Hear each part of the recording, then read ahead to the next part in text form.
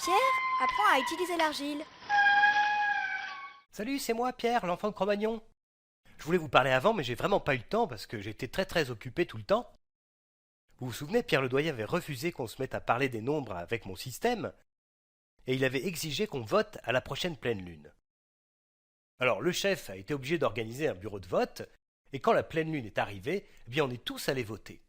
Et heureusement, eh bien pratiquement tout le monde a voté pour qu'on garde mon système. Alors vous imaginez que moi j'étais vraiment très content parce qu'au moins comme ça, j'allais pouvoir arrêter de faire des traits sans arrêt. Par contre, Pierre Ledoyen, lui, il était vraiment furieux et il est parti bouder dans son coin, comme quoi, vous voyez, même la sagesse parfois a ses limites. Bon, en tout cas, je suis devenu un petit peu célèbre dans la tribu, du coup, et le chef a été obligé, je ne sais pas si ça lui plaisait vraiment, mais du coup, il a été obligé de me nommer superviseur des compteurs. Et ça, l'image que vous voyez, c'est le sorcier qui me remet les insignes du superviseur. C'était une belle cérémonie et j'étais assez ému quand même. Alors, superviseur, c'était un rôle assez important quand même, et pour bien comprendre ça, il faut d'abord que je vous dise que, comme on était devenus plus nombreux, maintenant on avait 3 villages, et dans chaque village, il y avait des cueilleurs et un compteur. Donc les cueilleurs de chaque village amenaient les bananes au compteur, qui les comptait, et puis les compteurs, tous les compteurs, allaient voir le superviseur. Et le superviseur, lui, il était chargé de compter toutes les bananes qui avaient été récoltées dans tous les villages. Alors mon prédécesseur, l'ancien superviseur, lui, il comptait de tête tout simplement. C'est-à-dire que le premier compteur arrivait et lui disait « moi j'ai eu 3 mains et 2 bananes ». Le deuxième compteur arrivait et disait « j'ai eu 5 mains et 2 bananes » par exemple. Et puis lui, il comptait de tête tout simplement. Alors j'imagine avec les doigts comme ça, 1, 2, 3, 4, 5, bon, ainsi de suite. Mais le problème, c'est qu'évidemment, il y avait plein d'erreurs. Il faisait plein d'erreurs tout le temps, puisqu'il fallait d'abord qu'il se souvienne de ce qu'avaient dit les compteurs, et en plus, il fallait qu'il compte sur les doigts. Donc vraiment, il faisait plein d'erreurs tout le temps, et moi, je trouvais que c'était vraiment pas une bonne méthode. Du coup, j'ai eu une autre idée, je me suis dit que j'allais demander à mes compteurs d'écrire eux aussi. Donc je leur ai dit, à partir de maintenant, je veux plus que vous veniez me dire les nombres comme ça, je veux que vous les écriviez. Vous vous débrouillez, mais vous les écrivez.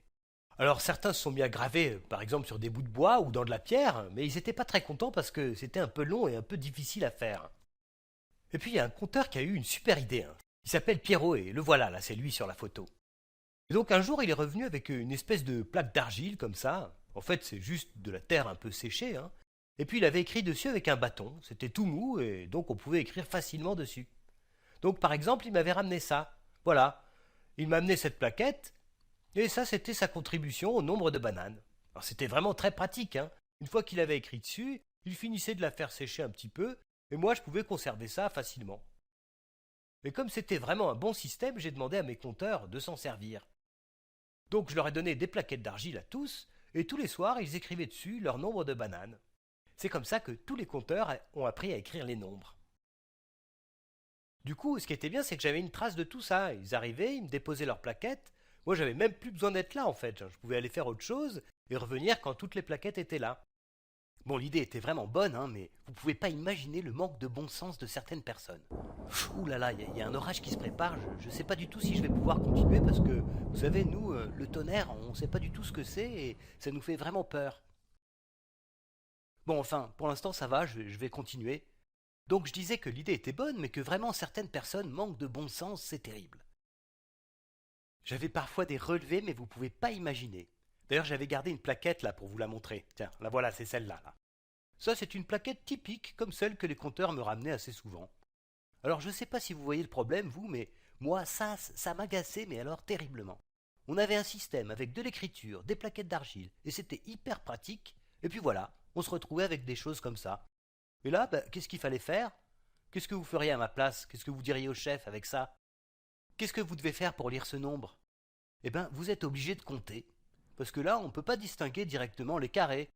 Bon, les traits, ça va à peu près parce qu'il n'y en a pas beaucoup et on voit rapidement qu'il y en a 4. Mais pour les carrés, on est obligé de compter. 1, 2, 3, 4, 5, 6, 7, 8.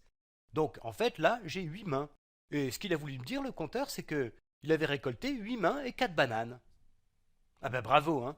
Vraiment, c'est quand même pas compliqué pourtant de comprendre que c'est beaucoup plus pratique si on range bien les symboles. Là, par exemple, j'écris les 8 mains, mais je les écris en les rangeant, pas n'importe comment. Par exemple, je peux les écrire comme ça c'est bien ça. Puis ensuite, je peux écrire les 4 traits, comme ça par exemple.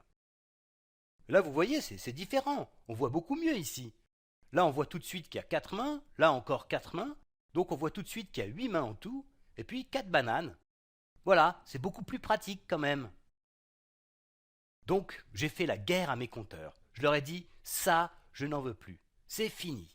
Je veux que vous écriviez comme ça, de manière groupée. Alors bien sûr, il y a plusieurs écritures possibles. Par exemple, 3 mains et une banane, je peux l'écrire comme ça. Mais je peux l'écrire aussi comme ça. Ça va, ça, on lit vite aussi. Donc ces deux écritures-là sont possibles. Mais ce que j'ai demandé à mes compteurs, c'était de bien ranger les signes pour qu'on voit tout de suite combien il y avait de mains et combien il y avait de bananes. Alors une fois que j'ai réussi à obtenir des relevés bien écrits, soigneusement, comme ça, je ne sais pas si on vous demande ça aussi dans vos écoles, je ne sais pas comment ça marche, vos écoles, mais moi je voulais absolument des relevés soignés. Et donc une fois que j'ai réussi à en avoir des relevés soignés, bien écrits, c'était beaucoup plus simple. Et voilà par exemple la situation dans laquelle je me retrouvais. À la fin de la journée, chaque compteur m'amenait sa plaquette, et donc j'avais quelque chose comme ça. Alors oui, il faut que je vous explique, les nombres qui sont entourés là, celui-là et celui-là, ça c'est pas grand-chose, c'est juste que je vous rappelle que nous on n'a pas d'alphabet, on ne sait pas écrire ni rien, donc pour savoir d'où venait la plaquette, on ne pouvait pas écrire le nom du compteur par exemple, ou le nom du village. Donc au début on s'était dit on pourrait dessiner la tête du compteur, mais bon, c'est pas très facile, il faut savoir bien dessiner. Alors finalement, on a décidé d'attribuer un numéro à chaque compteur. Comme ça, moi je savais que le nombre 1 là qui était entouré, c'était le compteur numéro 1. Le nombre 2 là entouré, c'est le compteur numéro 2. Et puis le nombre 3 entouré, c'est le compteur numéro 3. Voilà, c'est tout. C'était pas grand chose. En tout cas, c'est pas ce qui nous intéresse là pour l'instant. Ce qui nous intéresse, c'est le nombre de bananes qu'on a récoltées. Alors, le premier compteur, lui, on voit tout de suite, il a ramené 5 mains et une banane. Le deuxième, il a ramené 2 mains et 3 bananes. Et puis le troisième, il a ramené 3 mains. Voilà. Oula, ça commence à tonner vraiment. Je ne sais pas si vous entendez, mais moi je commence à être un peu inquiet quand même.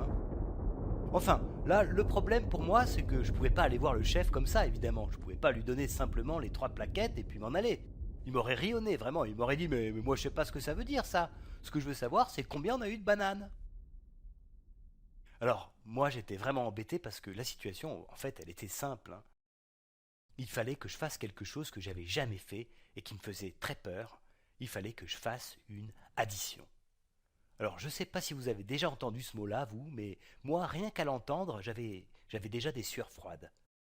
Et j'imaginais le chef furieux, ou peut-être plutôt cachant sa joie de voir mon échec. En tout cas, je savais vraiment pas comment j'allais me tirer de cette affaire. Écoutez, je crois que je vais vous laisser parce que là, je sais pas si vous entendez, mais l'orage se précise et ça tonne et il y a des éclairs partout. Donc moi, je commence à avoir vraiment la trouille et je vais aller me mettre à l'abri dans une caverne. Et je vous raconterai ça la prochaine fois. À bientôt.